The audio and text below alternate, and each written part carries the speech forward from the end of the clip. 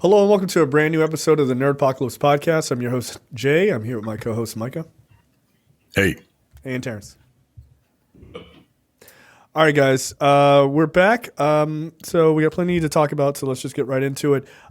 Checked out this week. I happened to watch the first really kind of 1.5 episodes of Shogun. And I didn't finish it just because it was late. That is a beautifully shot television show, for one.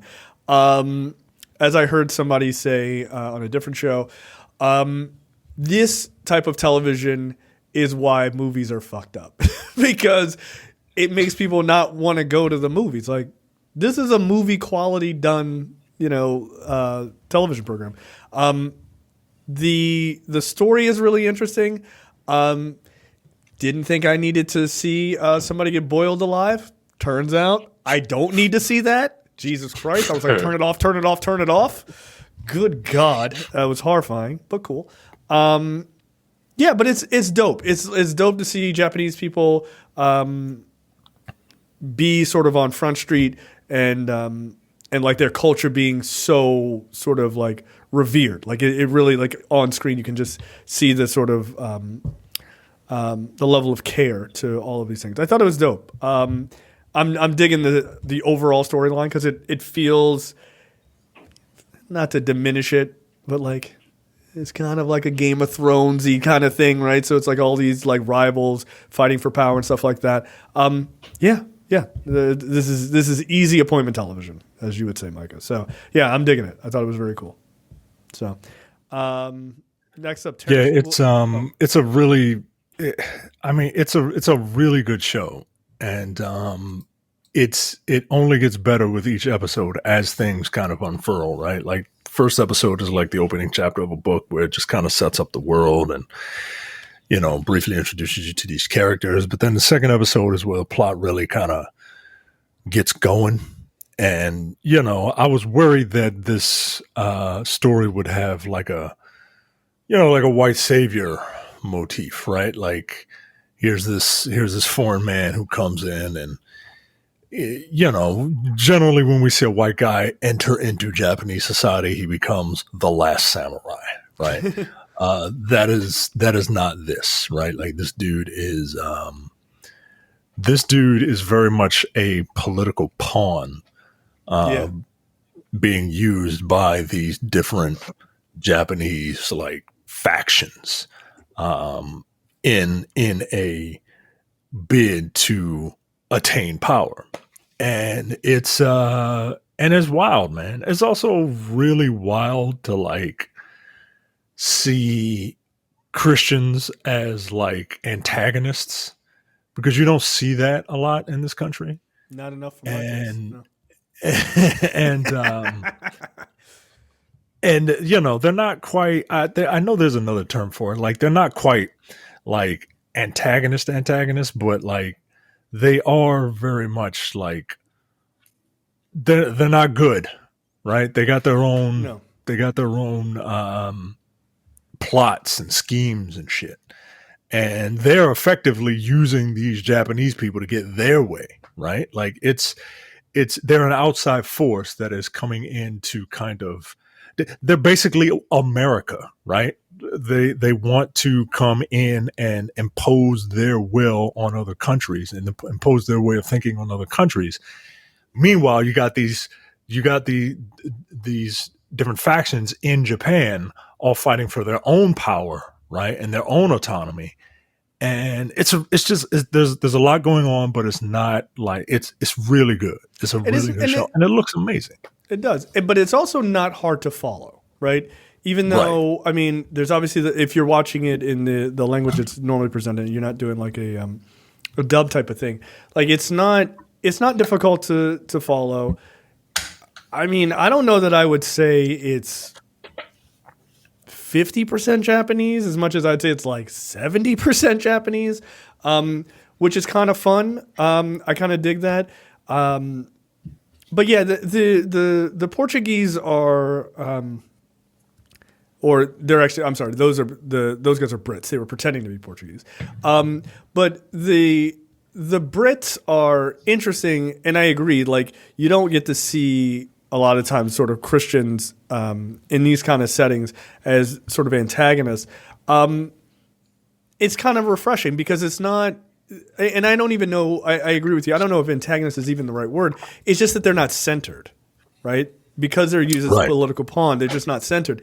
And anytime you talk about, especially like, and they're not even warring based on religion, but it is a big division outside of like their obvious race, right? I think, but then there's also Christians inside Japan too, right? That have that have had exposure to like Catholicism and stuff. The closest analogy I could make for them in this show is like they're kind of like the White Walkers from Game of Thrones. Like they are a looming presence that, if left unchecked, will kind of take over with the added thing of them actually, some of them being within the country. Like it's a really good show, man. It's a real good show. Yeah, agree.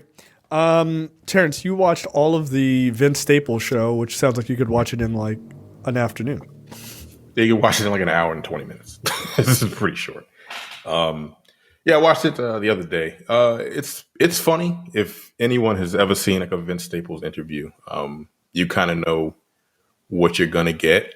He's funny, and he's got a very dry humor. He's funny and not really trying to be. And in a way, that's kind of what this show is. It like people will compare it to Atlanta, and that's because it almost seems like it's kind of surreal. But he's playing himself in the show, like a successful rapper, but he's in like Long Beach, California. And the situations he gets himself into seem absurd, but I think they would be like, they're more absurd than surreal. Like the first episode, he gets arrested for, I think he put like his blinker on or some shit like that. The cops stop him and he's got warrants and they send him to jail, and some wild shit happens in jail while he's there. In the second episode, he's trying to get a loan to start a business, and I think it's the best episode, honestly. And some wild shit happens in the bank. Again, it's an hour or so. Watch in all 5 episodes. It's funny if you like Vince Staples, and you will get the comparisons from Atlanta. But I think they are trying to do 2 different things. I don't know. That's pretty much all I got. It's just a funny show. It's just a quick watch, pretty funny. I don't know if they're going to give him a season 2 because these episodes are like 20 minutes long. They're not even 22 minutes. They're like 18 minutes. It sounds like something that would be on like Adult Swim, like. Yeah. And he writes it, and he's one of the writers. Okay. Yeah, he's writing it. Yeah, he's got like a writing partner, but he writes on all 5 episodes. So nice. Yeah, I like that. Yeah, he's an interesting guy. He's a really interesting character. Man. He just absolutely is. Like he doesn't really give a fuck about success at all. Like he just happens to be good at rapping, but he doesn't really care that much about it. Right. He's just kind of doing his own thing. Right. Yeah, it makes him unique in the game, so that's kind of fun. All right, Micah, I did not unfortunately have a chance to watch the first episode of The Regime. Tell me why I fucked up. I think you'll like The Regime. Kate Winslet is. I mean, you'll stay for Kate Winslet, just because she's doing just because she's doing a really, really good job as this like neurotic, hypochondriac, wannabe tough person dictator who is very clearly in over her head, but like can't let that be known to people, right? You'll get the Trump comparisons, but I feel like her character is a bit different because I kind of feel bad for her a little bit. Like there's a part of me that like feels bad. And look, this is only based off of the first episode, but I kind of pity her in some respects. Whereas most other dictators, like real life dictators, I have no sympathy for. Nor should you. Right. But with her, there's something just a little bit pathetic and sad, whereas most dictators are just pathetic, right? Or wannabe dictators. Like it's just kind of pathetic, right? Like right. You see the way they act, right? But she is really, really good in this. The only issue is that I don't know if this is supposed to be like a straight satire or a dark comedy, or like I can see how, like if it's a satire, usually a satire, this main character, if this was a true satire, I would feel no sympathy for, but I kind of do, but just a little bit, not a lot, because she's still kind of a cunt, right? But I do kind of feel bad for her. So she is the leader of this no-named fictional European country who has resources that she is willing to sell to America. She's basically ready to sell out her country and literally her land to America so that America can come in and, plunder the resources, right? Then we have this other guy named Herbert Zubek or something like that, right? He is a military man who was part of this group of people who brutally killed a bunch of miners in her country. Okay. And nobody really knows what happened, but the news reports are like these guys flipped out on these miners who were just protesting, right? So she sends coal miners. I thought you said. Yeah, sorry. That's what I was like. I was like, this is a little dark. Coal. Okay. And I feel like she sends for one of these now. I mean, if this was like a true satire, they'd have gone for it. Right. They'd have gone for it. So she gets one of these guys. He happens to be the one chosen. At first, he's given a bunch of menial tasks like, hey, I need you to be my moisture detector. I need you to take this thing and I need you to walk with me and go in each and every room and test the moisture in the air because she thinks there's mold growing and she thinks that's going to kill her because her dad died of weak lungs and shit. So she's got him going around, just spritz in the air just to make sure it's dry enough for her, right? And he kind of messes up in front of some Americans that she's trying to like pimp her country out to. So she relegates him to something even more menial. And there's an attempt on her life. I'm spoiling the first episode. It's the first episode. There's an attempt on her life. He comes in and saves her. And she's like, all right, you're my body man now, right? Like right, you will be next to me at all times, right?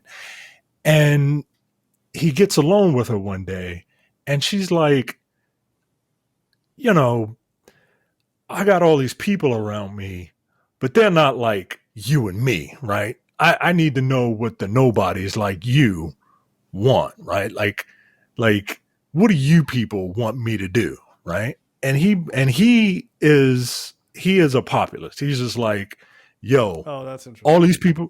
All these people around you are fucking using you and they think you're weak and they think you're pathetic, right? And it sucks that you are pimping our land out to America. Fuck America. We don't need them. You need to be strong. You need to do this. You need to do that. And then bam, her whole, all of that fake, love is she turns into King George from Hamilton and shit. Right. Yeah. And that's basically the first episode.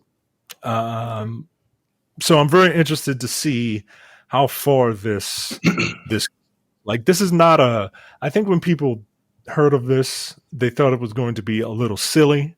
I don't know if people were expecting like Veep silly, but I think they were expecting. I didn't get that. I didn't get that vibe. I thought maybe it would be a little bit comedic.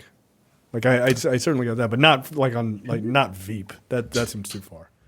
She's funny, but it's funny like The Menu is funny. Did you see The Menu? Yeah, of course.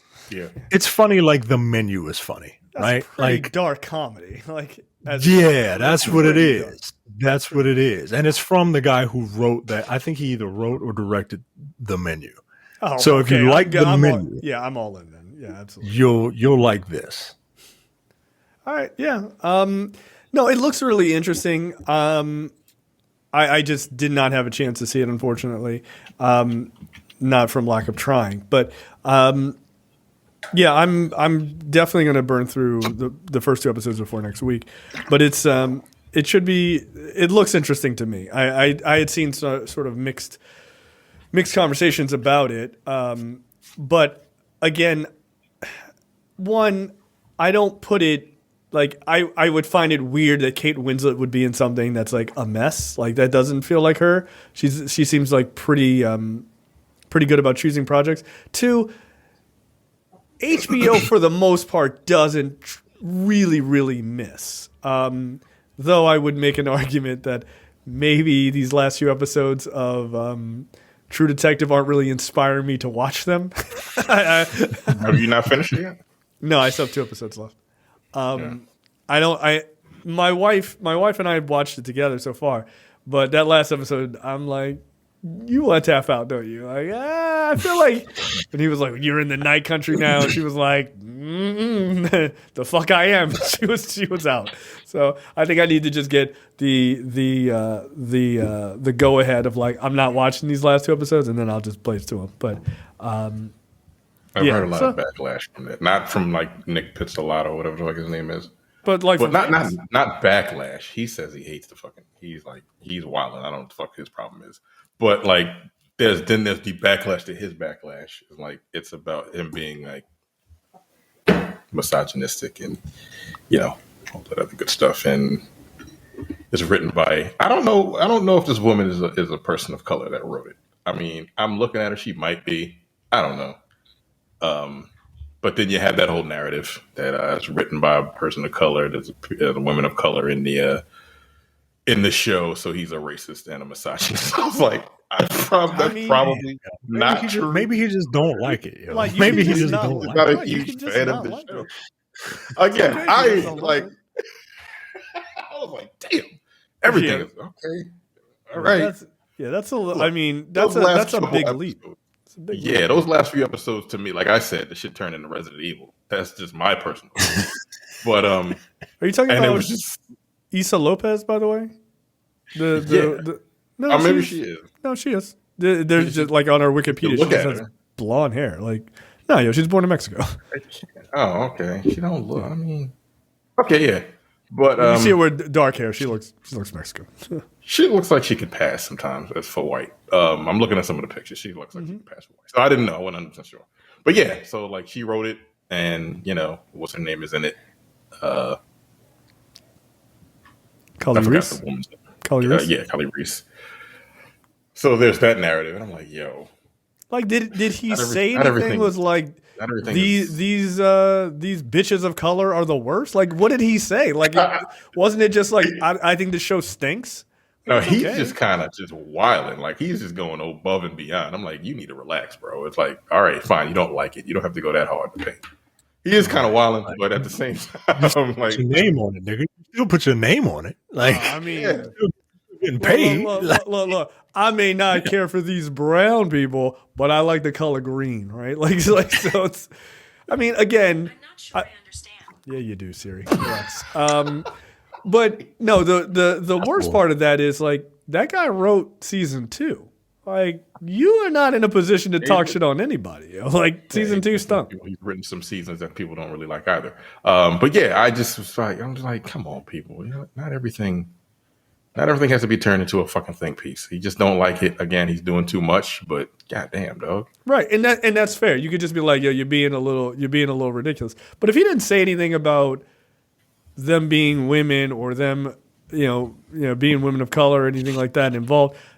You can just think a show is really terrible. Like, that's okay. Like, there's plenty of shows I've talked about that are terrible, starring women and starring men. Like, they're just bad. Like, it's fine. God, Kali Reese is really attractive. Anyway, Micah, you had the your ass if you fucking no. You should too. If you cross her wrong. Yeah, no thanks. She boxes with those things in her cheeks. She's not a person to fuck with. Yeah, that seems a little crazy. Absolutely insane. Micah, you got one of those worm buckets. You put your hand in it and saw Dune 2. So what do you think? I thought, much like the first Dune, it's really, really good. It's just the biggest complaint I have is that it's half a movie. Right. And it's very much like you better have watched that first movie and to get into it. And I know that might sound ridiculous, but like some people do that though, right? Like some people will watch the second part of a movie if it's hyped up enough. That's so weird. It is weird, but Dune is really, really good. Quick story, quick anecdote. My wife loves this franchise. Absolutely loves it. Like she was yeah, bro. Yeah. What? She absolutely loves it.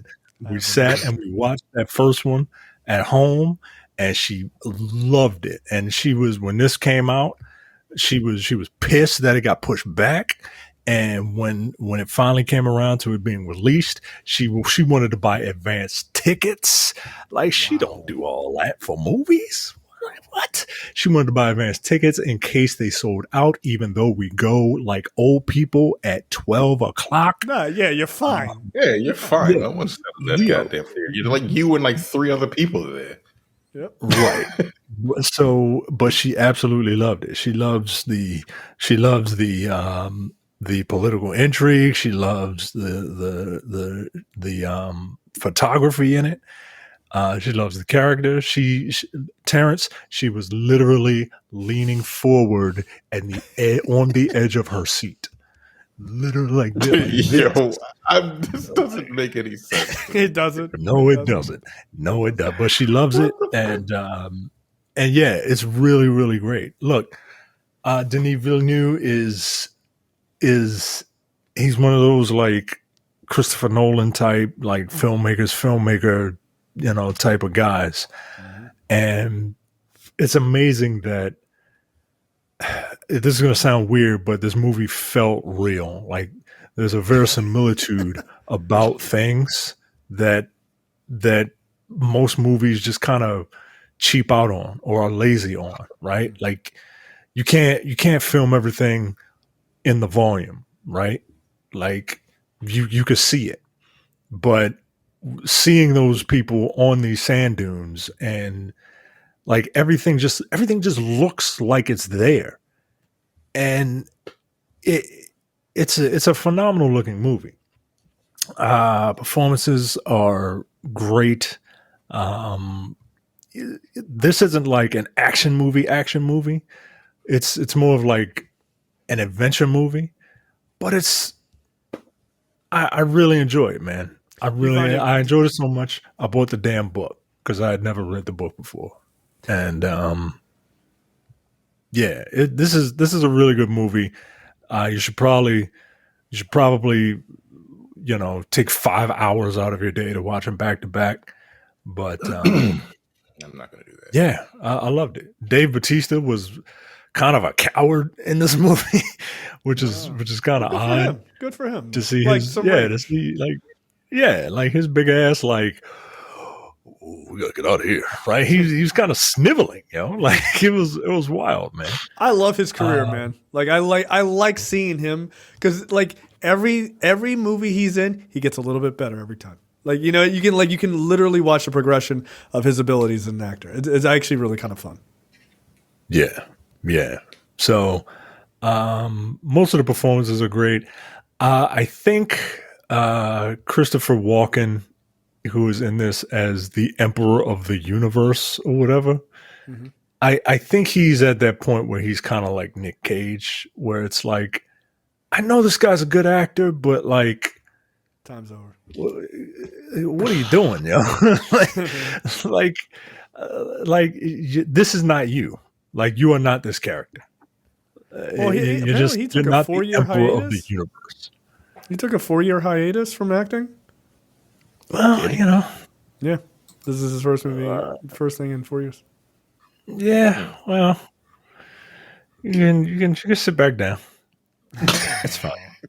It's fine. I love Christopher Walken, but like, he's kind of like a joke on himself. He's like a parody of himself at this point. Yeah, I've heard nothing but excellent things about Dune too. Yeah, man, it's good. Aquaman and the Lost Kingdom. Yeah, I did. I watched Aquaman and the Lost Kingdom. The Wild Kingdom. Wow. Listen. Aquaman and the Lost Kingdom. Okay. One, just to piggyback off of Micah's story real quick, when he told me this whole thing of like how his wife was literally like, much like a monster truck show, he didn't need to buy the whole seat because he only needed the edge because that's where his wife was sitting. I was like, all right. I told my wife, I was like, actually, Micah's wife really likes these movies, and she was like, really? And I was like, I'm just saying, Dune's a very good movie. I'm excited to see the second one. And she was like, all right, let's sit down and watch it because I haven't seen it since it came out. And we watched it, dude. She really liked it too. And I was like, she was like, there's some parts, like in the beginning, she was like, oh, this sci-fi, like uber sci-fi nerdy shit. But like after like 10 minutes, she was like really into it. She's like, wow, this is really good. And blah, blah, blah. And I was like, that doesn't make any sense. Like, it doesn't make any sense. Dune? Yeah, look, I don't know. You know why? I think it's because it's like a little more mature. It's adult science fiction, it's right? Like Star Wars, you can seeing this, you can see where Star Wars kind of takes some things from Dune, the story. But like, it also has like, get this walking carpet out of my way, and like laser swords, and like, it's silly. It's meant for young people, right?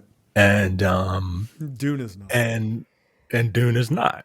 But like, Blade Runner would be too much for her. You know what I mean? Like, look, have you seen Blade? Have you seen? I haven't. I need to go back. I need to go back and watch it because I want to see all of this dude's films. Because the only one I have not seen of his, besides Dune 2, is Prisoners. I've never seen that, which I hear is really, really good.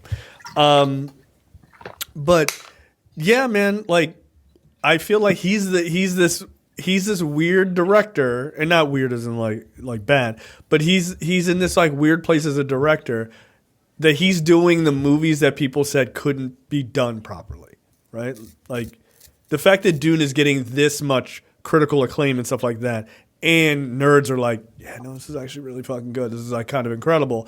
And then people never thought you'd get a proper Blade Runner sequel. Like, that has long been like, don't bother, you're gonna fuck it up. Like, please don't. Nah, Blade Runner 2049 was kind of amazing, actually. Like, it was really, really good. Actually, Brad and I saw that together. Because Brad's a big fucking dork. And he was hyped for it. Him and his wife. But yeah, that was very good. You should go back and watch Blade Runner and then like kind of back to back 2049. That's 3 hours though. Like, it's definitely a fucking long movie. All right, so I watched Aquaman and the Lost Kingdom. So going from a very good movie to Aquaman, Terrence, you saw this movie as well? Yeah, I told you all it's a cartoon. Yeah, it is. Terrence is 100% correct. And you know how much of a cartoon it is?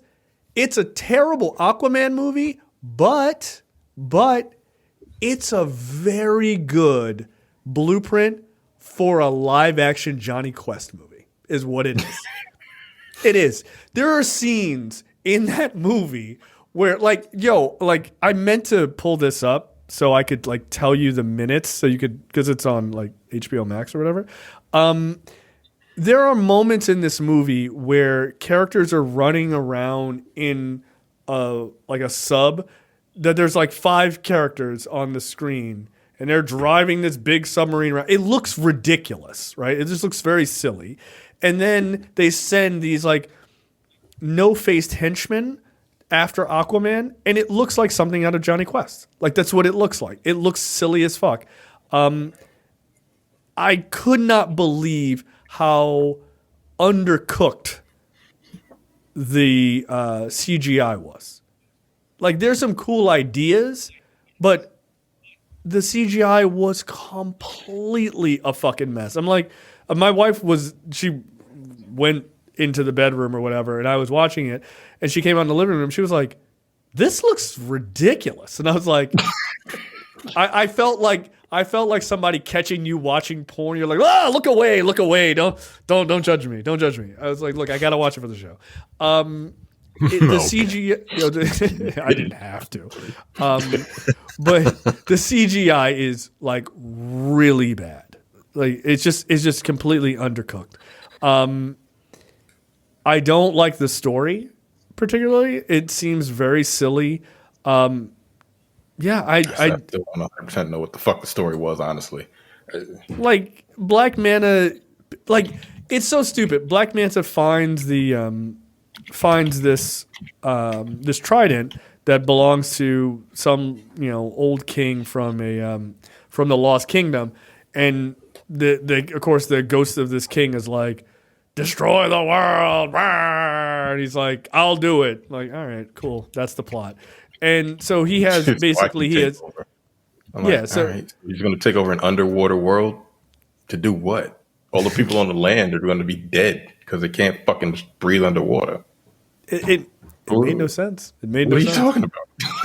and so he just starts poisoning the ocean with like whatever fucking unobtainium or whatever bullshit they came up with. Rochi calcum or some shit like that? Yeah, that's what it was called. Something like that. Yeah, that's what it's called. It was really bad. Like I was actually shocked how bad it was. I was legitimately shocked. You get to watch Ocean Master eat a cockroach. That was cool. I think that happens more than once in the movie. Yeah. Yeah, it Aquaman looks is bad. like, hey, eat this. It's a shrimp of land. It's a shrimp of the land or some shit like that. And he eats it. He's like, oh, it's pretty good. Because that's supposed to be funny.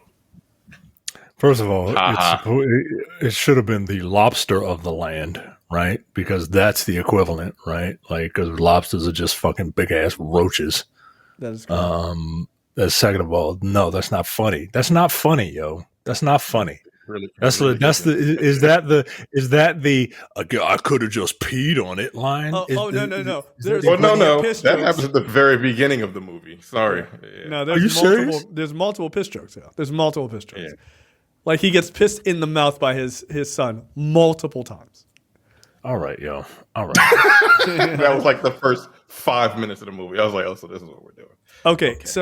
So if you could please, Micah and Terrence, go to Max and pull up the movie, and there is 50 minutes and 30 seconds left, and just watch that scene. You'll realize, like, wow, this is what they thought looked good. You know how you're talking about, like, there's real weight in Dune 2?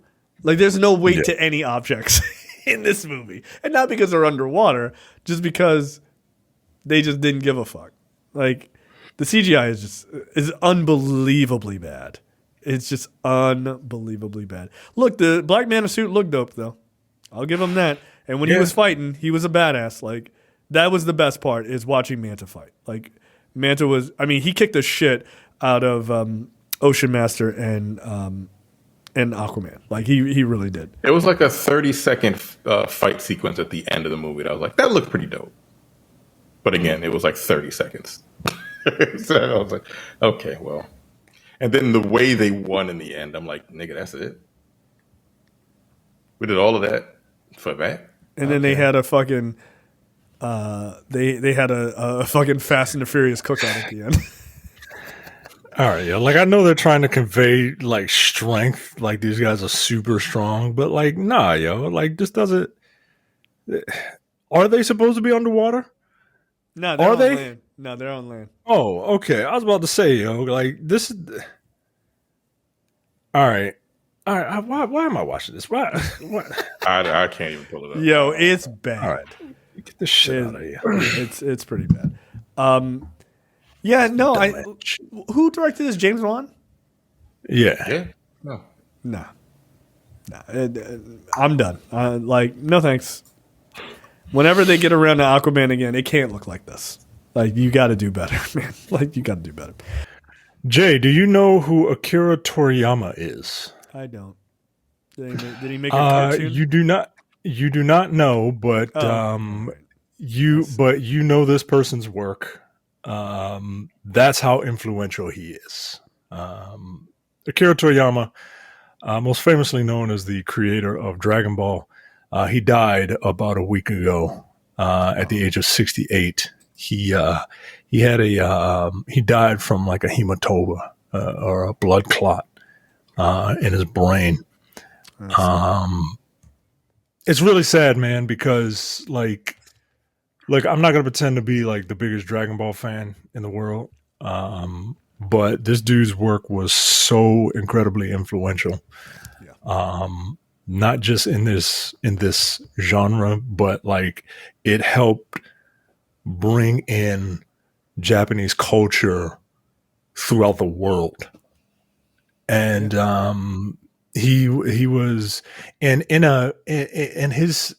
It took me a while to really get used to appreciate his art style, but in an art style that, quite frankly, a lot of it looks the same, his really stood out. Whether you liked it or not, and most people do, his art style really stood out. This is a very big deal, and this is really, really sad news.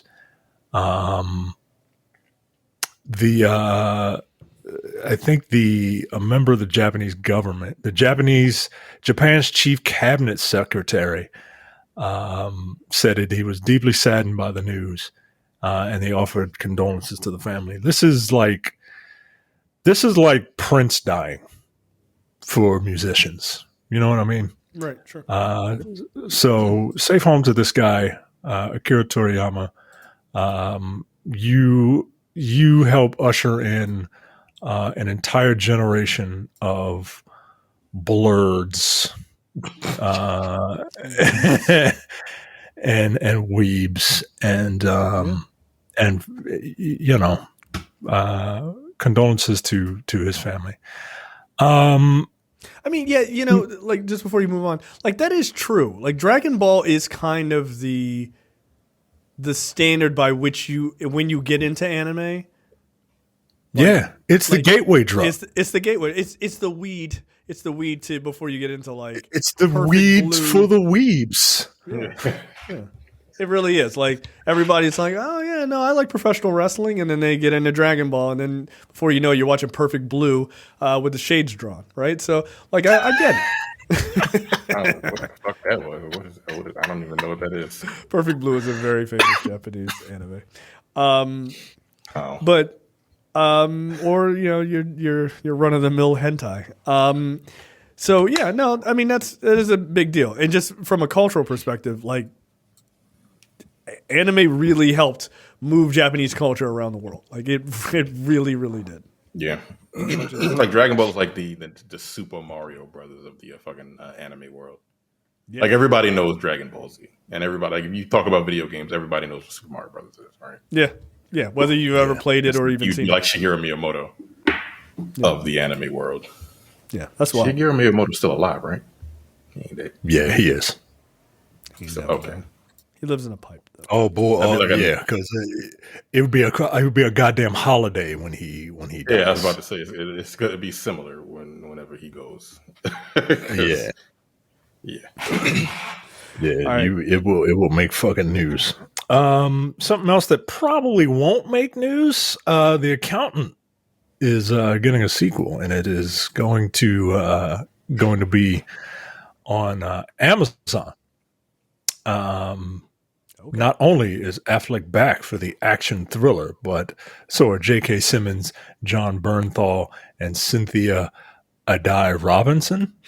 I didn't know any of these people were in this movie. I saw this movie once. And it was like it was fine. It was fine. Very, very forgettable. The thing about this movie that kind of made it stand out a bit is that its main character was like a high functioning autistic assassin.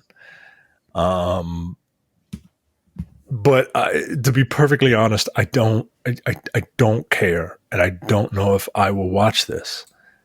The move from studio to streamer took place over the course of last summer during the actor and writer strikes. The sequel was a priority during the heady days. A priority to move it, or a priority to make it. Get out of here. It was a priority during the heady days of the HBO Max era, when the studio was developing big name featured projects intended for its newly launched and very shiny new streaming service. Once the Zaslav era began in 2022, those projects lost their luster. I hate the HBO Max app. I hate it. I can't stand that. It's the worst fucking streaming app. The Max app? Yeah, I won't call it HBO Max app. The Max app. It stinks. It's fucking terrible.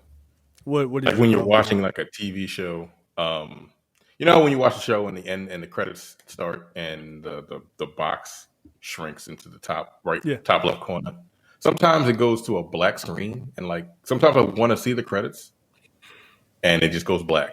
And maybe it's because it's on the Roku device and it's kind of fucked up on there. I don't know, but that happens, and like I can't get back to the credits. Like it keeps doing it. I don't want the screen to shrink into the corner. I want to see the credits. Sometimes when you try to continue a show from where you left off, it'll go black, or it won't fucking start streaming. It's just a piece of shit. It sucks. Tubi is a better app than Max. Wow. It is. It's a better app. It's structured better. It's structured. It just doesn't have the you know, marquee shows and shit. But yeah, Max sucks. Anyway, I just had to vent. I hate that app. No, fucking can't stand it. Well, they ruined it. Throwing a bunch of like My Big Fat Best Friend or whatever fucking TV shows on her. It's all garbage now. Not even that. It's just the layout. I don't like the sucks. Well, I hate looking for stuff on it. Well, what I'm saying is there's too many things on it. The only reason I'll open it is for HBO stuff. I don't know why HBO isn't front and center. Like I told you what it should have been. It should have been two separate things. Just two big buttons. It should have been HBO, all the other Max, and then everything else. That's what it should have been. But they just mixed everything. Everything is intermingled, and you got to go through a bunch of nonsense to get to the good shit. I can't. And again, it's just a fucking trash app to begin with. Like it doesn't function properly. I hate it. Yeah, I don't give two shits about any of the things on that are not on HBO. like I just don't. I really don't. Like, just get to the good stuff, you jerks. Yeah. Accountant 2 is going to be on HBO Max. What is this legendary movie that's getting a sequel? What is the main character? The Accountant.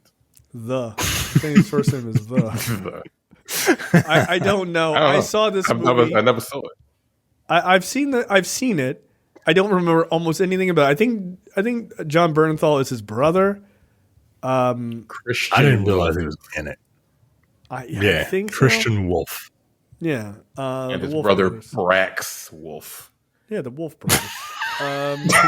Christian and Brax. Okay. There you go. Yeah, when you just don't give a fuck about your second child. I don't know. Brax. Who cares? Wow. Yeah, I just don't give a shit about this.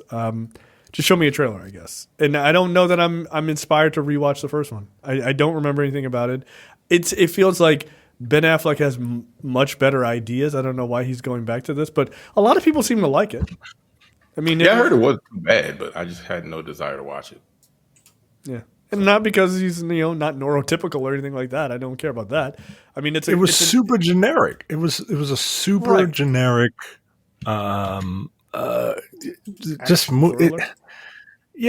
It's just there was nothing good about it, and not nothing. There wasn't. I won't say that, but there was nothing that made it stand out, other than the fact that the main character was right. Like, yeah, neurodivergent. All right. Well, and it feels tacked on. Right, like I remember that. Like all of it's like this bland story, and it's like, and he's like a little weird.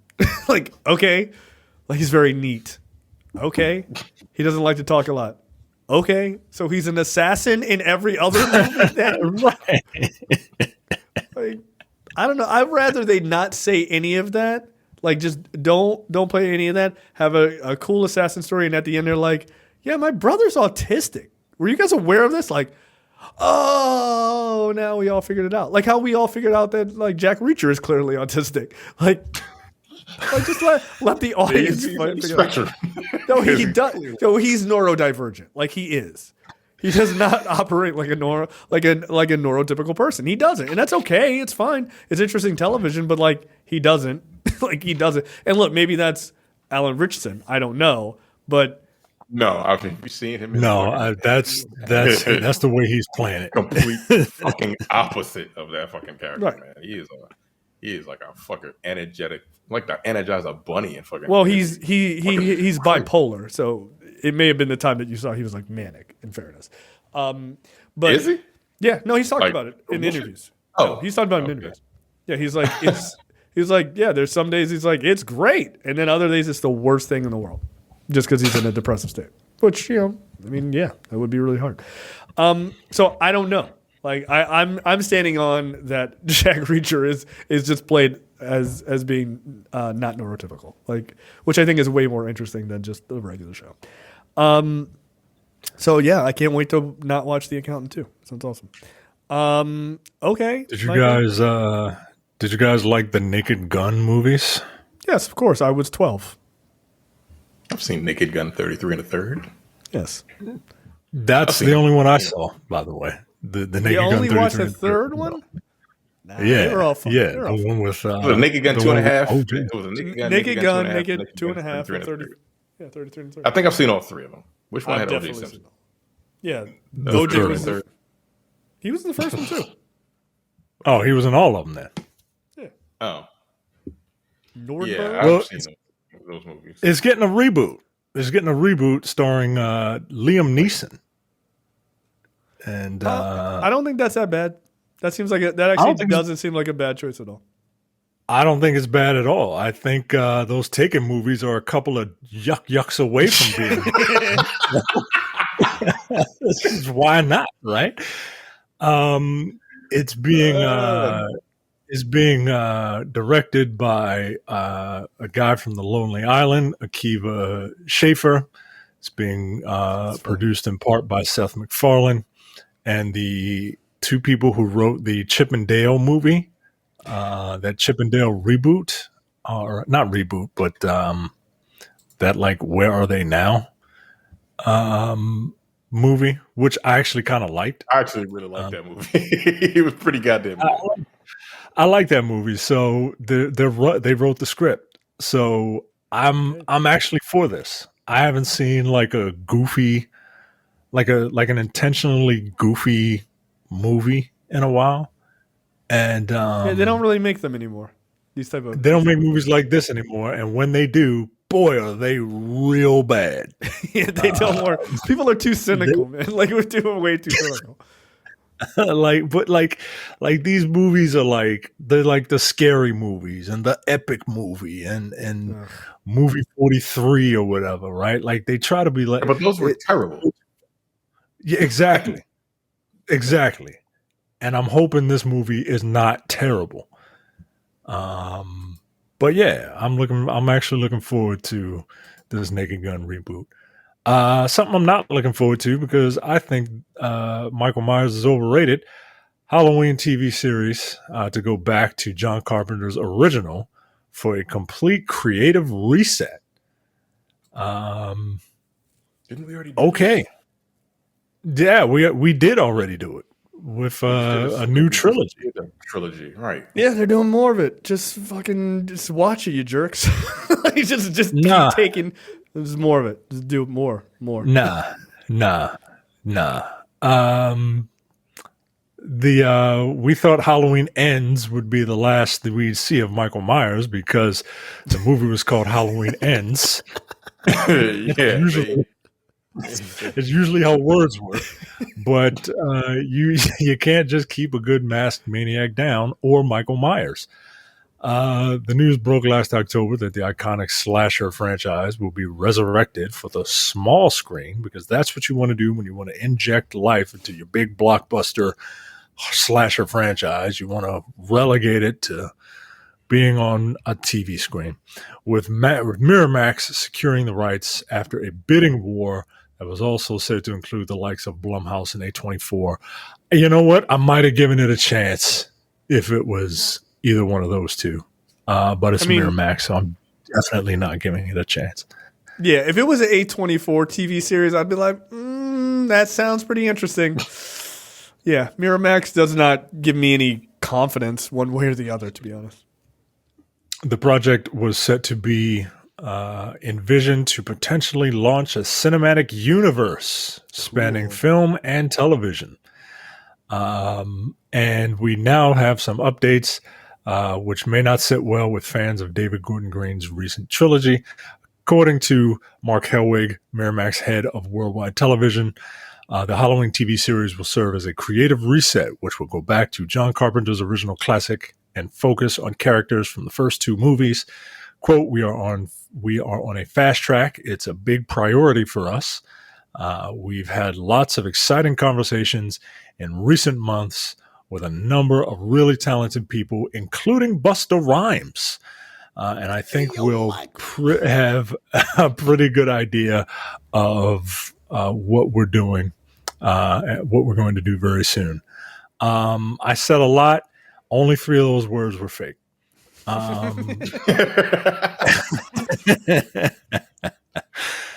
Look, I think the best thing about I refuse to believe that you made up the Busta Rhymes part.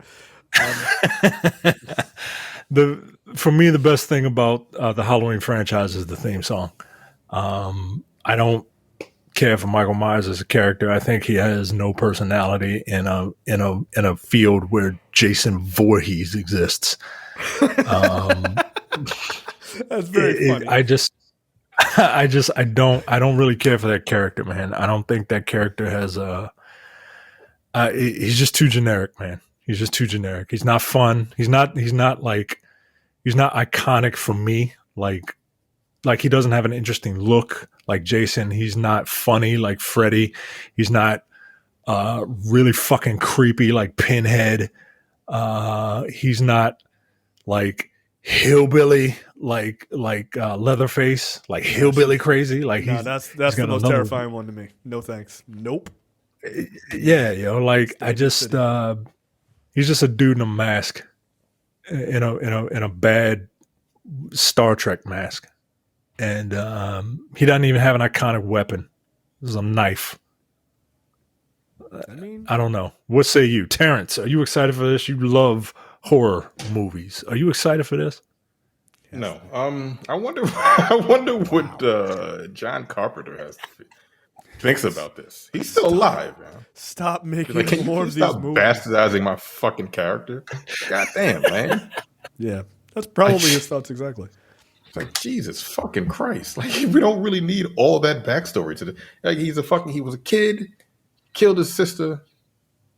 He got sent to a fucking asylum, and he came back as I don't know if he's possessed by a demon. Like, they're just making shit up now. So they're gonna make up some more shit for this series. Also, how you gonna do a series? Didn't they? They had a Nightmare on Elm Street series, right? back in like the 80s. I think they did, yeah. Yeah, for a little bit. Or the I early think 90s. they did. Well, I don't remember. didn't they have to move off the Freddy Krueger stuff? Like they had to start doing other things. That's what I think I remember. Like I think I remember it wasn't always Freddy Krueger. Yeah, Right? I mean, I thought it was like more like a Tales from the Crypt Keeper type show, if I'm not mistaken. I don't remember if it's sort of an anthology type of thing, but yeah, you can't deal with Freddy Krueger every week over and over again. That gets lame. It's like, how many times are we gonna have insomnia this week? You know, it's like, all right, it's just really fucking silly. All right, Yeah, it's Freddy's Nightmares. It's a horror anthology television series. Exactly. all right. Well, there you go. That's what I remember. Okay. What do you? Then this seems silly. Is he just gonna be? Is it him like chasing after a person each week? Yeah, that fuck seems does that- really boring. Is he going to be the monster of the week? One Like monster every of the week? Yeah. Like every week? Or is he gonna like have a backstory to all of these characters that he's going to essentially be hunting after? Now that Or would be just fun. terrorize. A victim of the week TV Right, show. I guess. Just in the same town. He hasn't left the fucking same town of like Hatfield, Pennsylvania, wherever the fuck it takes place in. Or Jersey. I don't remember what it takes place. I got this. What's this? This allows me to get on any bus around the country for 1 year. Okay, Jack. Okay. And then he goes. I bought it too. I don't know. It sounds like it just sounds. It really is on the spectrum. He is, It's wild. he is. But this, I don't know. Like, I guess if it even goes through, we'll see. But I don't think it's going to hit like they wanted to. Because like, how you going to make a series out of a fucking slasher icon? It just seems silly to me. Again, they did it with Freddy Krueger, and it wasn't even him. He was just telling stories. Yeah, what's Michael Myers going to do? He doesn't have a personality, like Micah said. Yeah. All right. Just dancing outside your window and that fucking like Halloween shit. Next up, CAA, which is like an actor's client management company. CAA signs Teresa or Risa Tisa Johnson, creator of the "Who the Fuck Did I Marry" TikTok series. I don't know if you guys. I don't know. Okay, I was gonna say I don't know if you guys have. You've been following this. This is weird. I've not watched the whole thing, but I've gotten bits and pieces of the story. But this woman, she made a 50-part TikTok series called Get out of here. It's too much. It's too much. It's way too much. But people watched it, right? Very similar to like the Zola thing, right? Where that was a bunch of tweets, I think. But she made this 50-part series about this guy she married, I think during or like right before COVID, and then they got locked down together. And like it turns out like this guy was basically like a hobosexual and was like lying to her about like all this shit. And the story just gets wilder and wilder and wilder. And it's been confirmed. And apparently, like, that guy had dated other women, and they have come out and been like, yeah, no, this is exactly the type of guy he is. It's like, this is the shit he did. So it's all been confirmed both ways. But, yeah, it had 400 million views, and she made a bunch of money off of it, too. Like, people were donating to her Cash App or whatever as well. But, yeah, so she's getting signed on. If I knew, I'd also have a Cash App and I'd be sending it out to people if I had any idea. But yeah, so Wow, she's been on TV for this shit. Yeah, dude, 400 million impressions is pretty goddamn good for a that's a bunch lot. of stories. It's a ton.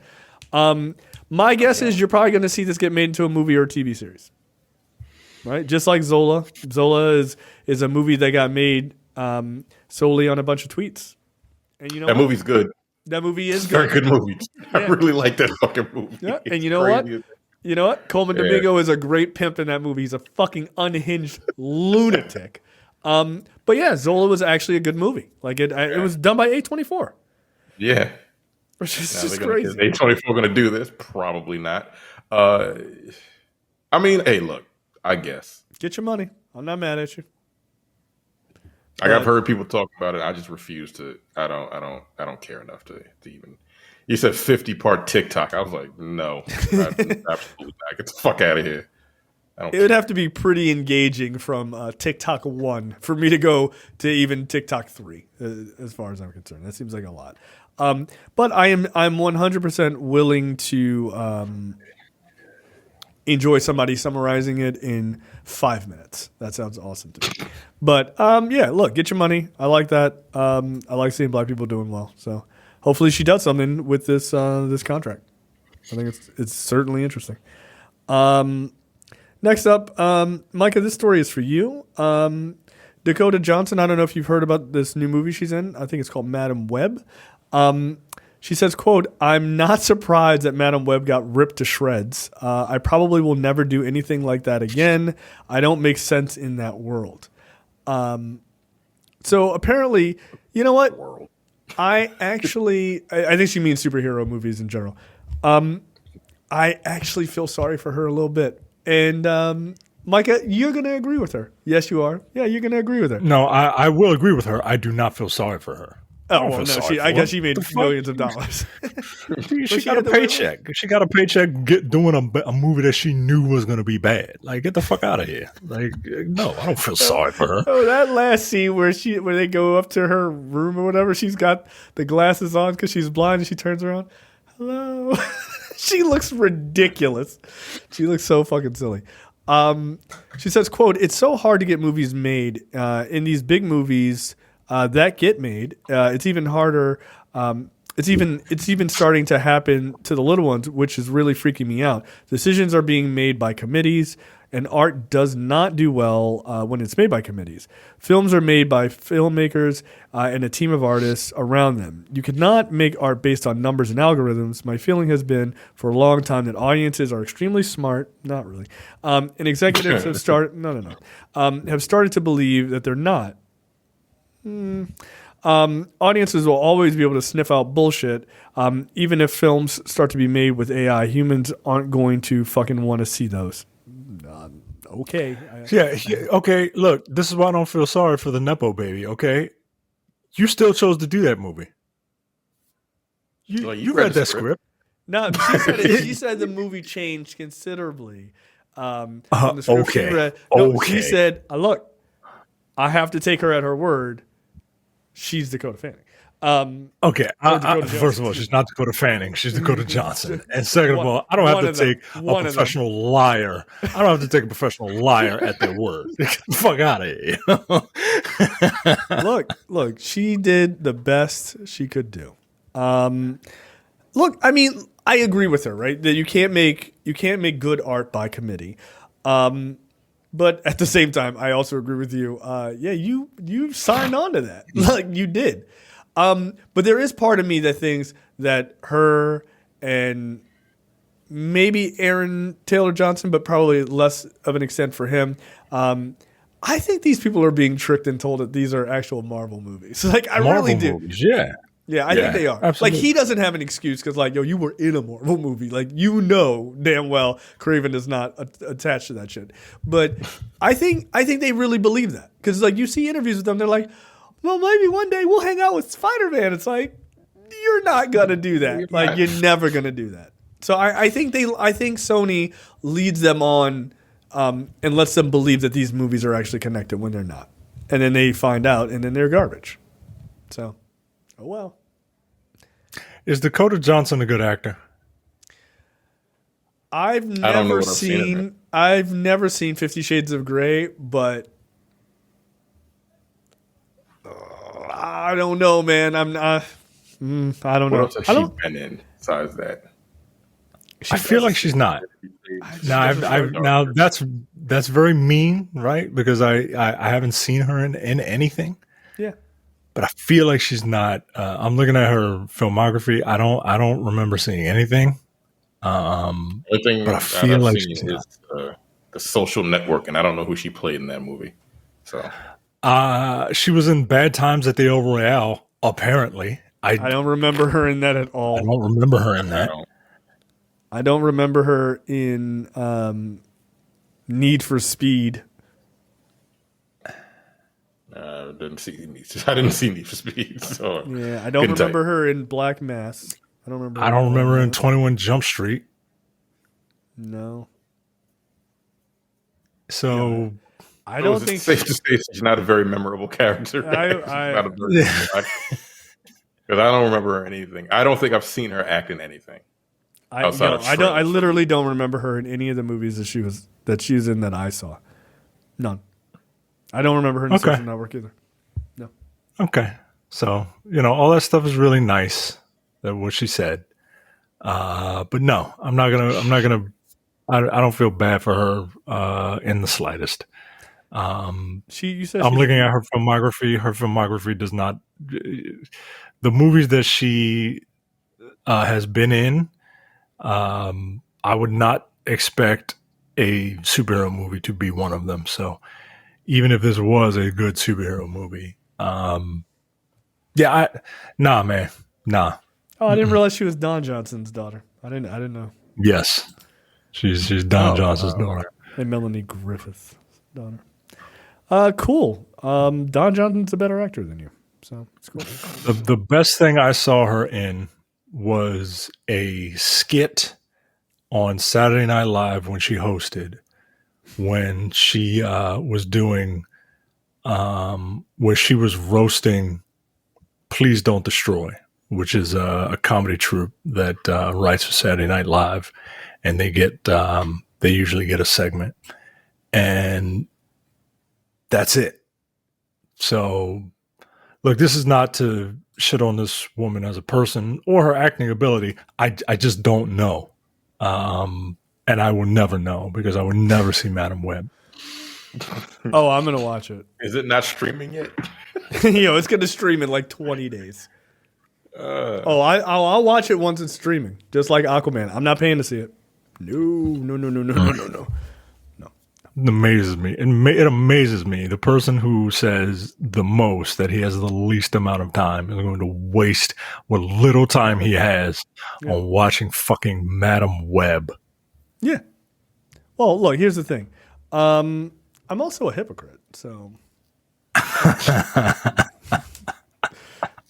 it is what it is.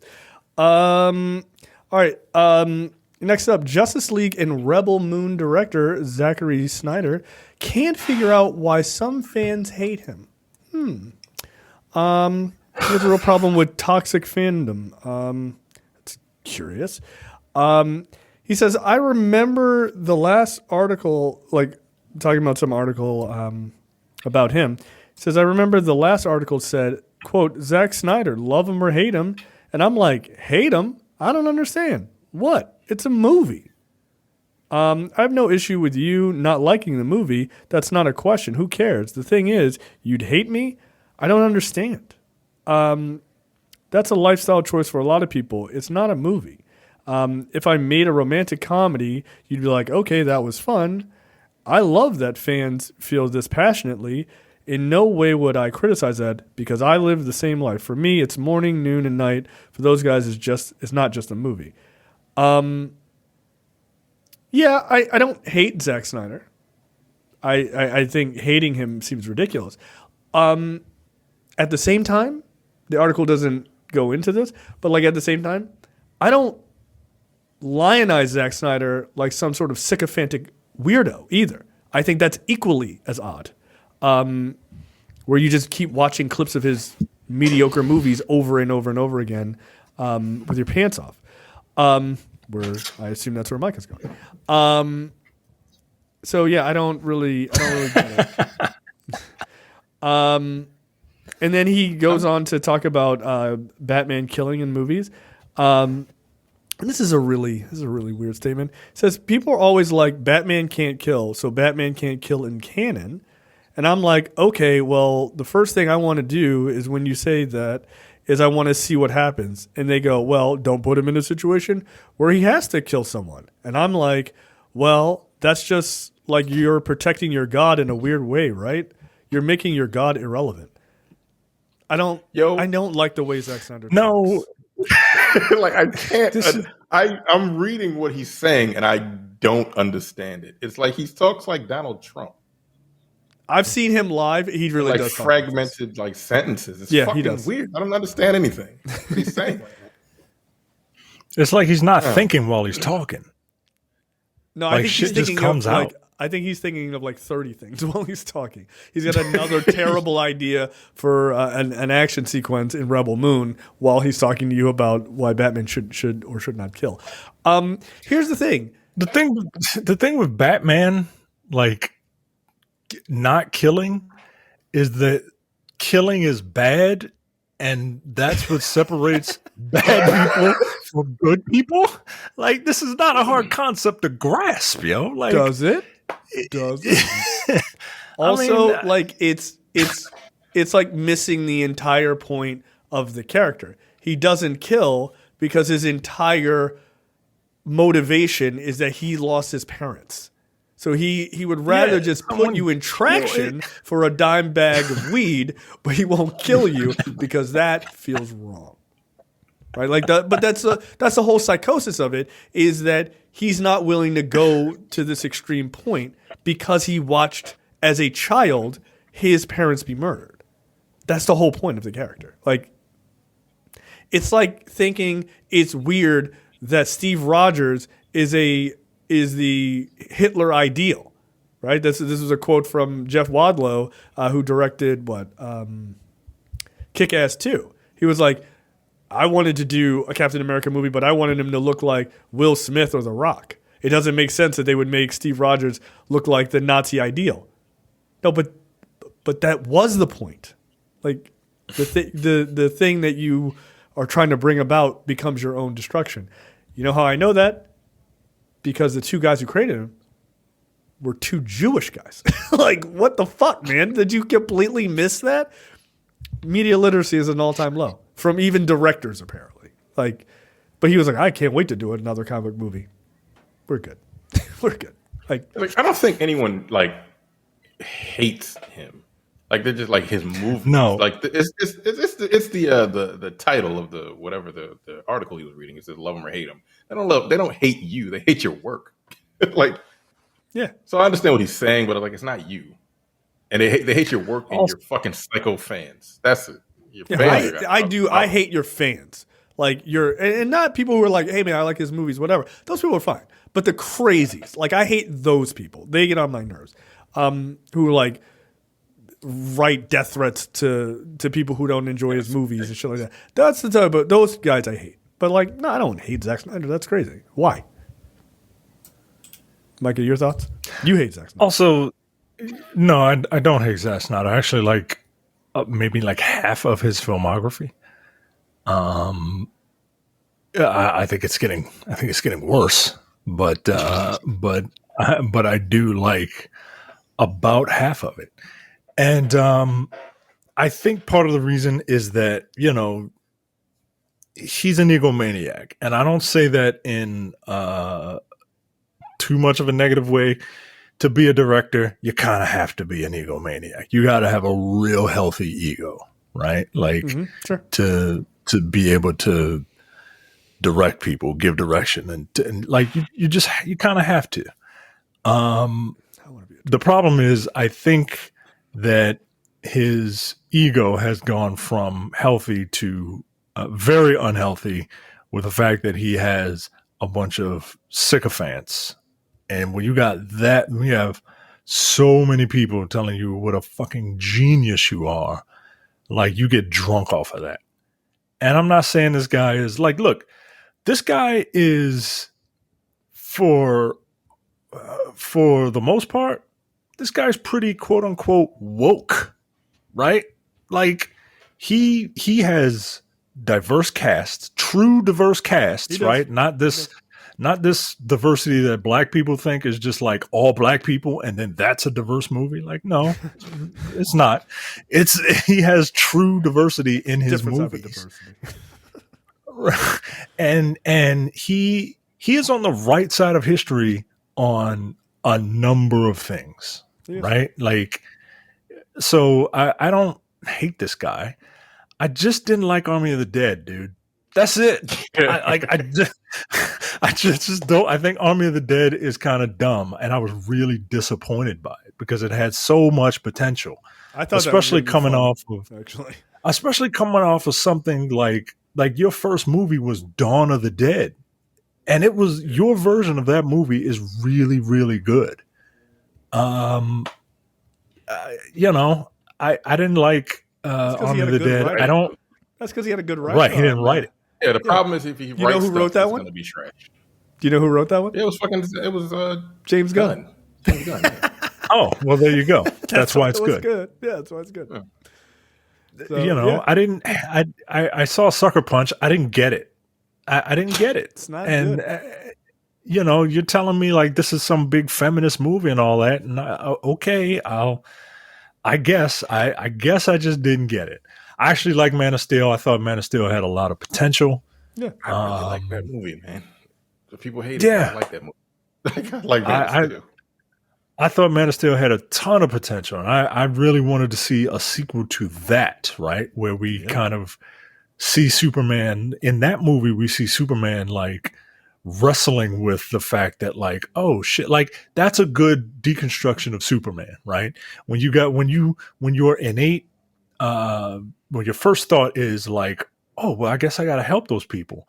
And then your dad says, do you? Look out for number one, son. Fuck them kids. You ever hear of Michael Jordan, son? He had a lot to say about kids. And the fact that he has to, and the fact that like everyone got all pissed about like him killing Zod, but like completely taking the entire scene out of context. Like, Zod was literally about to kill people, and it's like, fuck, what do I do? I gotta save these people, but I don't want to kill, but I gotta save them. Fuck, bam. And then he fucking kills Zod. Like that's why that was a big deal, because you weren't expecting right. And he felt bad about it. And then that's where he could be like, you know what? I have to find another way. Yep. I have to. And that could have been the entire second movie. Yep. I have to find a way to do this without killing, because it's too easy for me, right? Like that's the thing that makes Superman interesting. He is a god trying to be a human. Whereas if humans had his godlike abilities, the world would be over. It's like that's what's interesting about Superman. You dumb fucks who think that Superman's boring. Right. Jesus Christ. Like, it's almost as if the animated series got it exactly right with the I live in a world of cardboard speech, because that was exactly why that shit made sense. It's like, oh, I get to punch this guy as hard as I want, and I never get to do that because I could cut loose finally, and I have to be subdued all the time. Spider-Man has the same thing. He pulls his punches because he can knock someone's fucking head off, but he doesn't do it, right? Like, that's the whole point. When Doc Ock was in Spider-Man's body and he punched somebody, he broke his fucking jaw. The fucking mandible came off, yo. Like, he's like, oh shit. Like, oh shit. I didn't mean to do that. God damn. Like, oh, he's been pulling his punches all these years. Like, yeah, he would fucking kill you. So, yeah, I mean, I agree. Like, for all the criticisms about Man of Steel and stuff like that, he could have quite easily have pivoted in that second movie and made a Man of Steel 2 and 3 that really explored it. And you could have had Man of Steel 2 or, Man of Tomorrow, whatever you want to call it. Like, that'd be like, and this is where the Superman that this is where he starts, right? Like, but no, he didn't do that. And now part of that is the studio's fault, because the studio was like, we need Batman in there. Just put Batman, but just Batman. And then they did this stupid ass story, and then it all went off the rails. But you still agreed to it, so, and you still made it, so. And you made Superman still shitty in the second movie, which didn't make sense. Like, he shouldn't have been, like, you could have just made him like the good guy, but like you still made him surly and sad into the second movie, which made no sense. Yeah. When they see you, when they shine your light in the sky, don't go to it, or I'll fucking laser your eyes off. Like, all right, nigga. Like, calm down, fucking edgelord. Get the fuck out of here. Like, did you read that story about me snapping that other guy's neck? You're just a human. Just remember that. The bad is done. Like, wow. All right. Just, Damn, that shit came out 20 years ago. Wow. Dawn of the Dead. Yeah. yeah. You know what came out? You know what came out? Wow. You know what came out almost 10 years ago? 10 years next month. It's time for a rewatch. Captain America: The Winter Soldier. She came out in April of 2014. Yeah. Yeah. Right. It's time for a rewatch. Yeah, that's I watched it a couple weeks ago. A couple months ago, actually. It was very good. I've not seen it in its entirety in a couple of years at this point. All right. What the fuck brought to you by JTD from the Edit That Out podcast. Micah, take it away. A giant rat invasion is underway as oversized vermin are driven into people's homes by cold weather and flooding. Driven out with people have shotguns. Get the fuck out. Maybe they don't have guns here. New York. Australia. This is from the British Pest Control Agency. They said it has seen a 115% increase. Why did they write percent out? It's seen a 115% increase in people seeking advice on controlling rats in the last 90 days. Jesus fucking Christ, that thing is huge. I've seen the pictures of this. I don't know where it is, but I've seen the pictures of it. Ooh, shit. That's fucking Splinter from TMNT. Yo. Like, he's fucking... It is. Damn. That's not a rat. Ain't no fucking way, man. It's estimated that there could be around 250 million rats in the UK, and cold conditions are pushing millions of them indoors. Natalie Bungay, BPCA's technical manager, said, quote, "It's common to see an increase in rat infestations during the winter period as rats and mice are on the hunt for warm, dry shelter with access to a food source." Now, excuse me while I look at the camera as I scroll past this giant fucking rat so that I don't have to look at it. All right, back to the story. Disruption to bin collections over the festive period can also be a factor as overflowing wheelie bins, I hate British slang, and black bags full of rubbish are basically a buffet for pests. It's just, you think you're all prim and proper, but you sound like fucking Adele having an orgasm.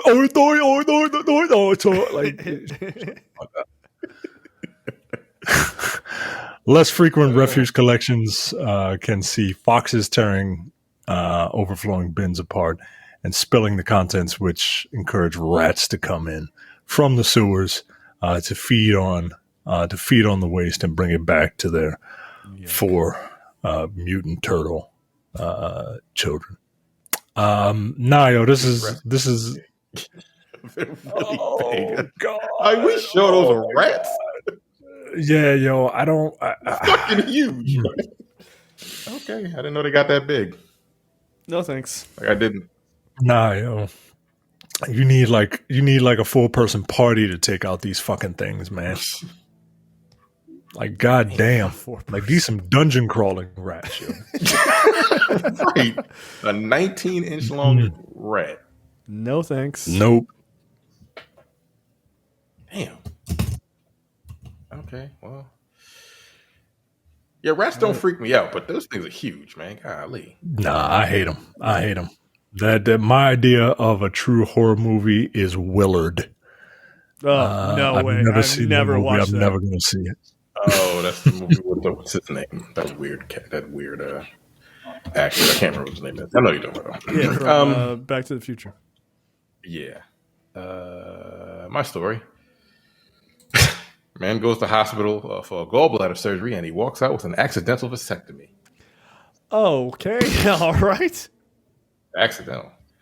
A man got the shock of his life after undergoing what he thought was surgery on his gallbladder, only to later learn that the doctors performed a vasectomy instead. Cool. Early this week, 41-year-old Jorge Baceto went to this place for gallbladder surgery. The operation was scheduled for Tuesday, February 28th, but due to circumstances out of his control, Jorge's procedure was postponed to Wednesday. That is apparently the small detail that caused a viral malpractice scandal that has engulfed the whole country. On the day of surgery, the hospital staff came into the patient's room, laid him on a stretcher, and without asking him a single thing or even checking his chart, they took him to the operating room. The doctors didn't bother checking his chart either. You just told me that already, but okay. So they just performed the type of surgery they had scheduled for the day. Yeah, that's crazy. Yo. When Jorge woke up from his surgery, he had no idea what had happened, but then a doctor came in to check on him, and after looking at his chart, he gave him the shocking news. He had him going to vasectomy instead of the scheduled gallbladder operation. So he's still got a fucked up gallbladder, and now he's shooting blanks. Yo. I'm punching one of these niggas in their face, right? And then you got to fix it. The man was speechless for a moment. Then he began to panic, but he didn't have much time for that, as he was soon scheduled for the surgery he was supposed to get in the first place. Oh my God. After his second surgery, Jorge Becerra wanted to know how the error had occurred and what could be done to reverse it. The doctors kept blaming each other for the blunder, and this is just a comedy of errors, yo. We gotta fight. I'm out of surgery, so I'm in pain. Can't really. But I gotta fuck one of y'all niggas up, yo. Y'all talking, they're pointing a finger like the goddamn Spider-Man meme and shit. I'm fucking somebody up. Yeah. No thanks. Mm-hmm. No, absolutely not. Absolutely. Not. So where did this take place? This sounds like a hospital that Jay might be close to. I don't know, buddy. I'm gonna go with Florida. This is more like a hospital you'd be close to. I got it.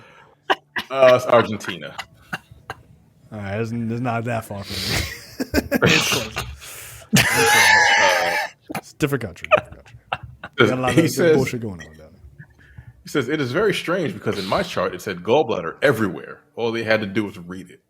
You didn't have to be a scientist to figure it out. I don't want to point the finger at anyone, but no one here is taking responsibility. I'm pointing the finger at all these niggas. I'm pointing all 10 fingers at all of them. They focus on saying, well, don't be so dramatic because through insemination you can still have children. Nigga, fuck. Yo, nah. Y'all talking about reverse. Yo, so dramatic.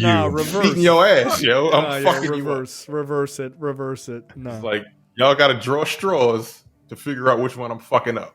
Because, nah, you're not. Now, it can be reversed, but, it's not guaranteed, right? No, it is not guaranteed. That's fucked up, man. Maybe he didn't want to have children, but, y'all just made that decision for him by mistake. Yeah. Nah, what's the big deal? What's the big deal, guys? We did you a favor. All right? Now you can just... now you can just bang chicks all over the place. We did you a favor, buddy. You're welcome, I guess. I don't know how the laws work out there, but I feel like he's about to get paid a pretty decent sum of money because I'm suing. As he should. Absolutely. Yeah. All right. My story is it's fucked up. Good Lord. Rock band singer fired for allegedly dosing bandmate with estrogen to steal his girlfriend. Yeah, this is a fucked up story. Wow. What? So a band they posted on their Instagram, they're like, yo, we had to get rid of the lead singer. This guy's a fucking asshole.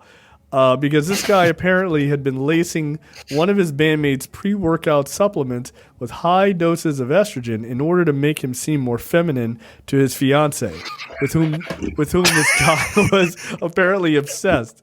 For the last 5 months, nigga, that's the wildest shit I've ever heard. For the last few months, crazy. That's absolutely nuts. For the last few months. Nigga, that sounds like Florida. What the fuck? Wow. He dosed the bassist with estrogen, which caused him to suffer serious physical changes, from hormonal levels to stomach ulcers, weight loss, and muscle fatigue, as well as notable mental changes. Quote, we have decided to part ways with our vocalist due to admission of very disturbing and concerning behavior towards one of our bandmates and their partner. He has admitted to being obsessed with said partner and has been attempting to sabotage their relationship by cutting pre-workout. He frequently gifts from his job with high amounts of estrogen in them. He has been attempting to force a transition onto him for the last 5 months in hopes that it would give him the opportunity to swoop in once he looks stronger and more manly in comparison. Okay. Yo, this So what was you trying to like? Nah, yo, this is a diabolical plan. Like this is unbelievable. This is on as a fucking cartoon level crazy. I don't have a clue what the fuck. Look, well, he clearly doesn't understand how that shit works. Yeah, did he think he was gonna like wake up with titties or something? I mean, you would have gynecomastia at a certain point if you had enough estrogen. Yeah, you would. Jesus Christ, bro. I mean, God think about it. Damn. If a woman did that to another woman and was secretly dosing her with testosterone, what do you think would happen? Like, why am I growing a beard? Well, I don't know, girl. Your man need to leave you. That's all I'm saying. Like, yo, that's fucked up. England. I don't know. Micah?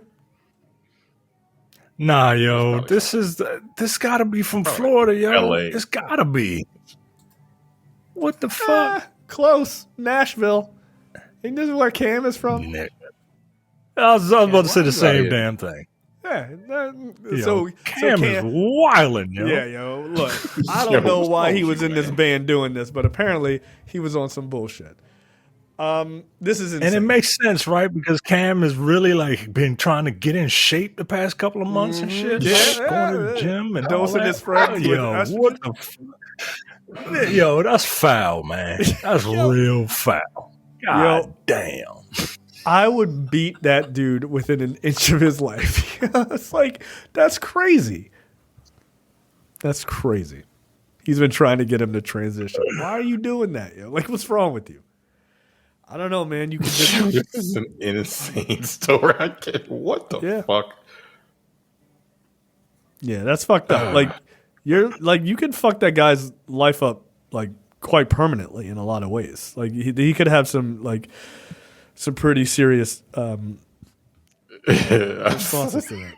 It's so funny.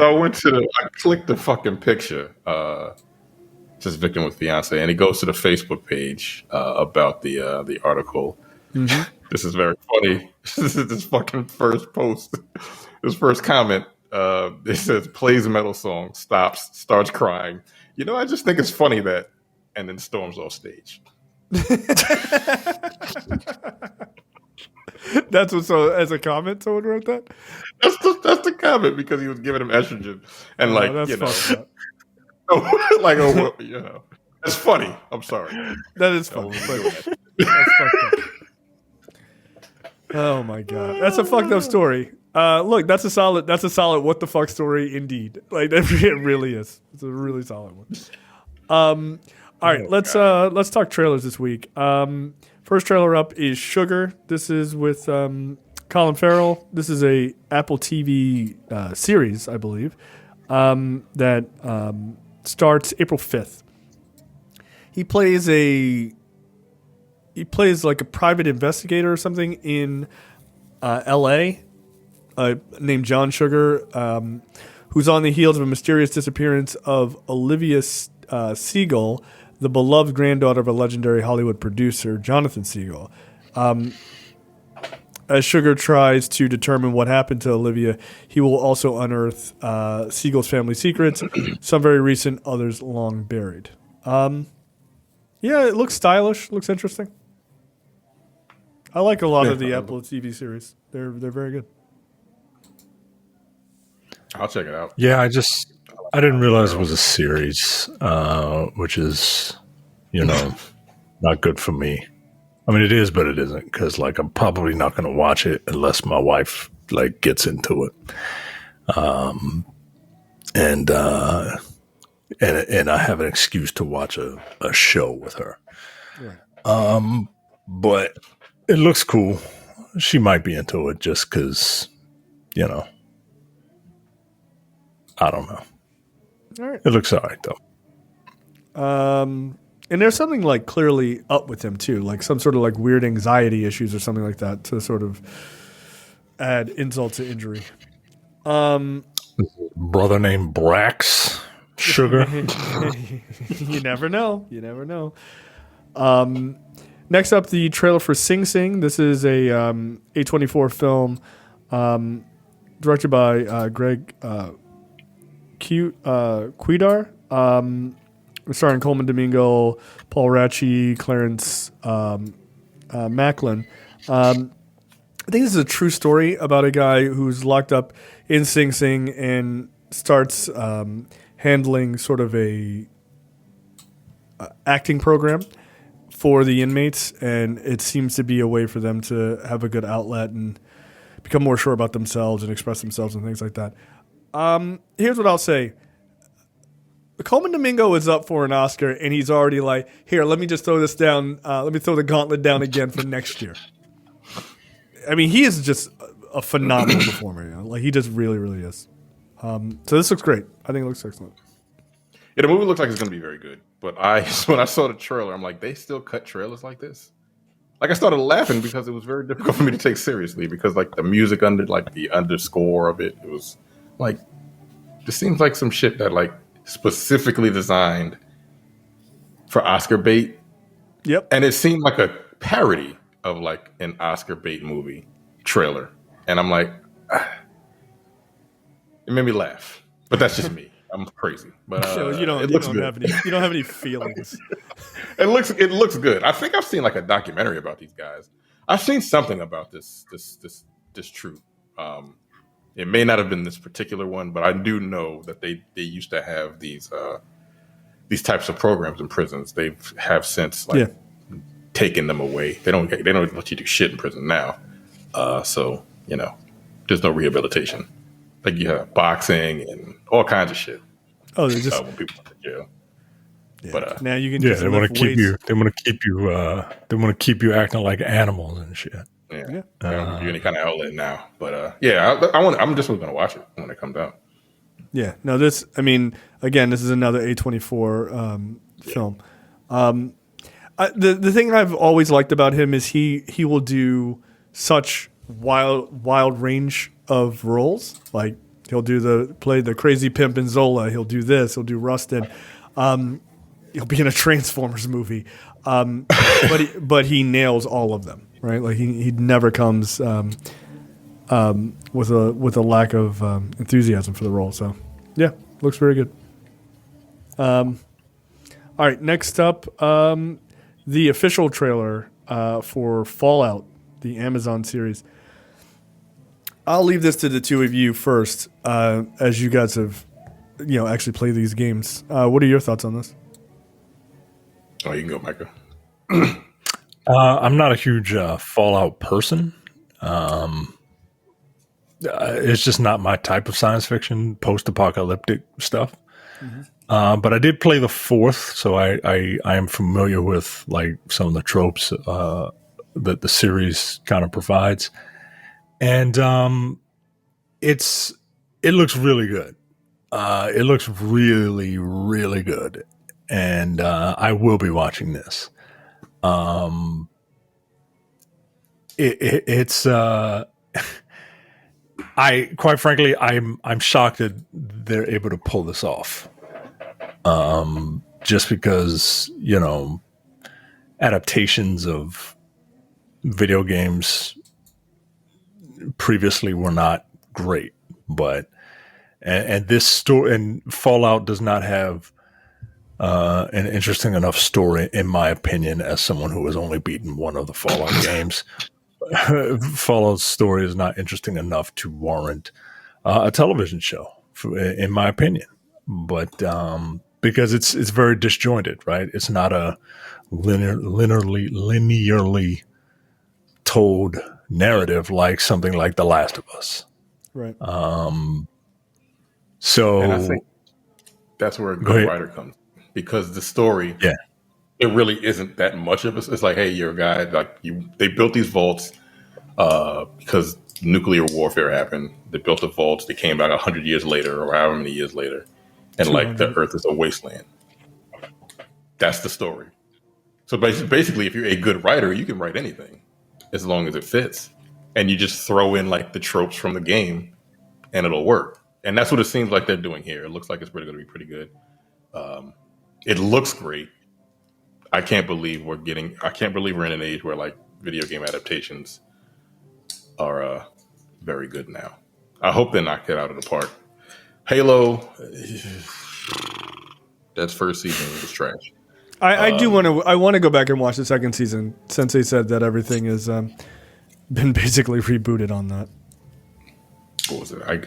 I guess people really enjoyed Twisted Metal because they got a second season. I didn't hate it. It wasn't very good, but I didn't hate it.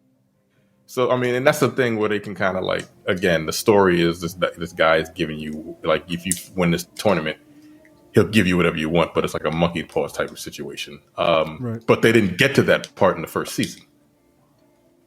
The beginning of the tournament is the end of the first season. So they just made up a story. Yeah, they made up a fucking whole story, a backstory, to get to the first tournament.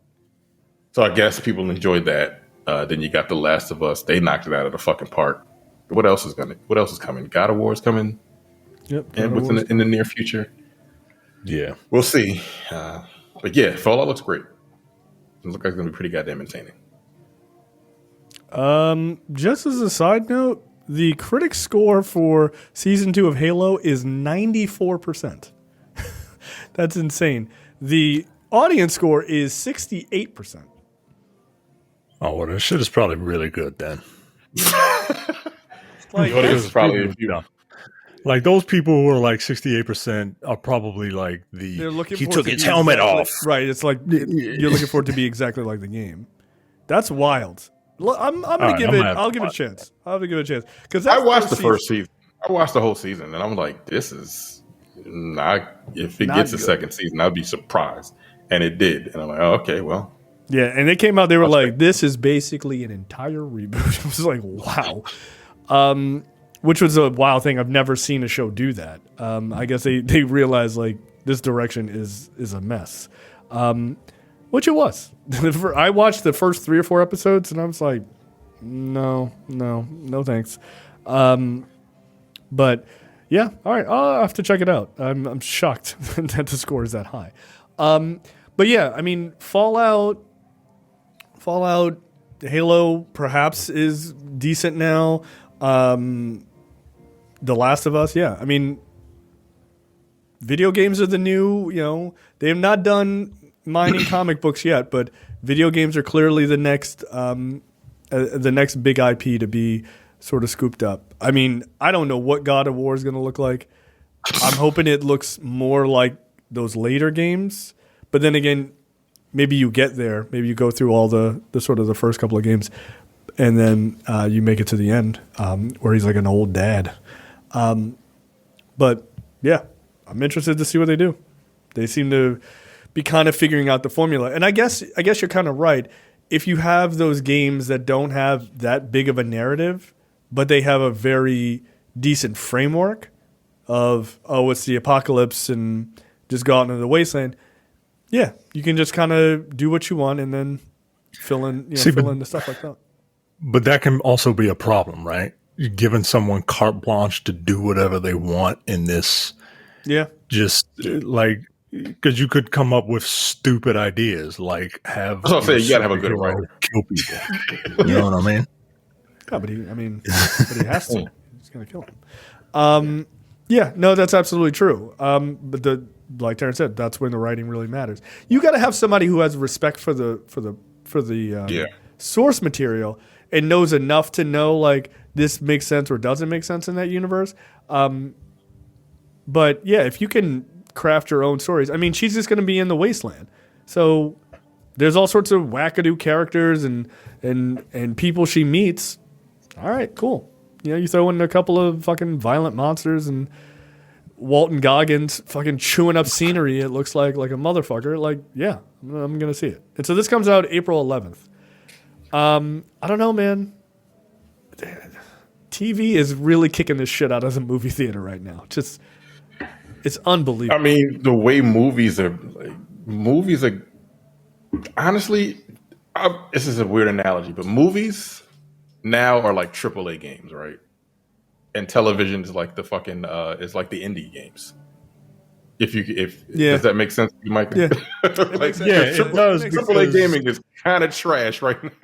Yeah, You it's get some very good ones every once in a formulaic, while. and it's formulaic. right, but it's very formulaic. It's very like we got to tick these boxes and shit.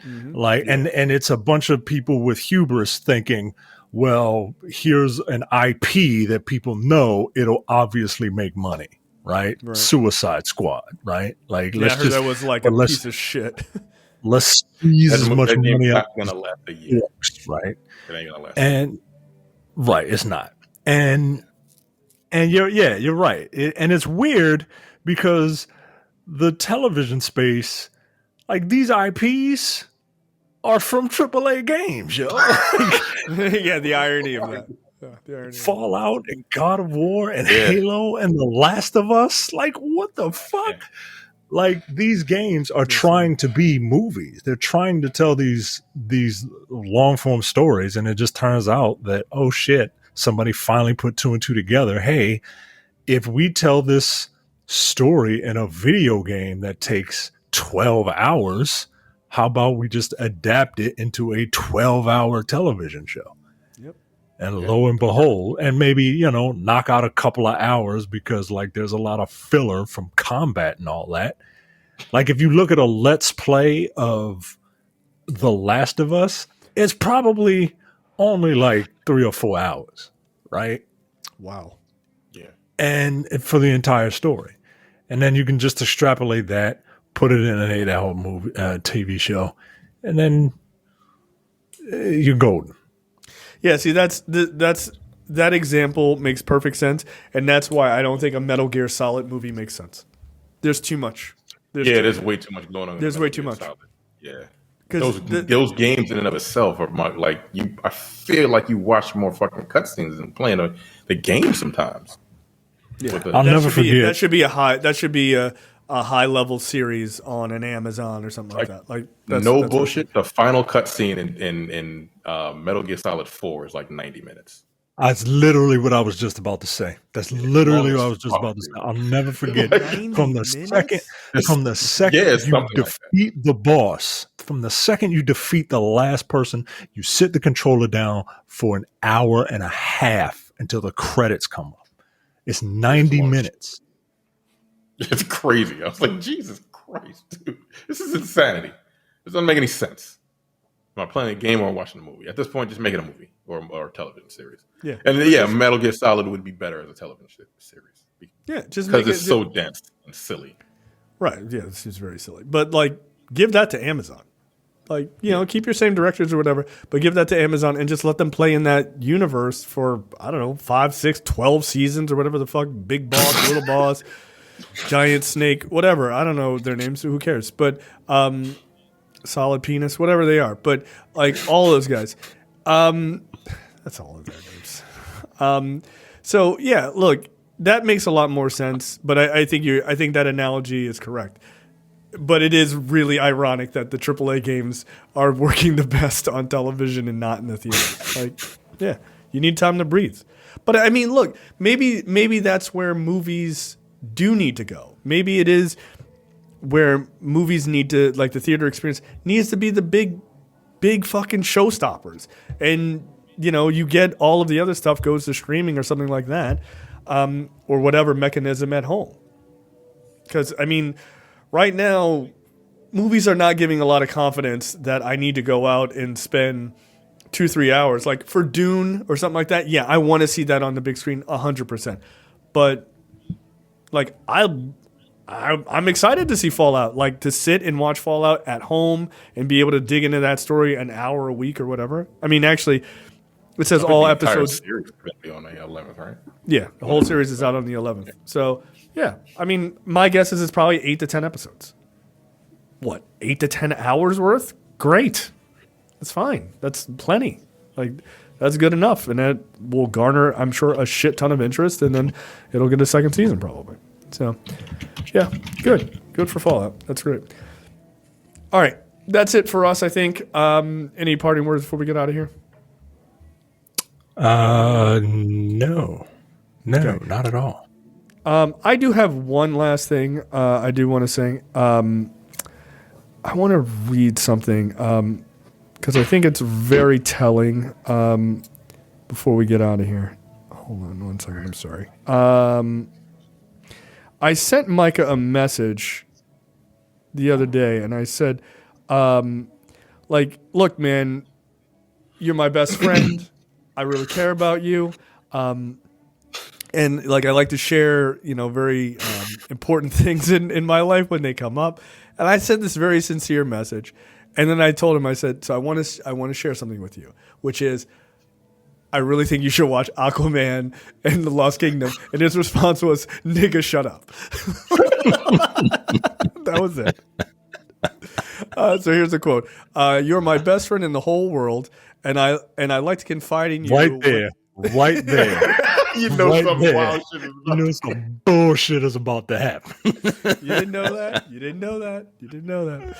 And when I think it's something important, there are times when I want to share things with you that are great, and I want you to experience them as well. And I say all that to deliver some amazing news.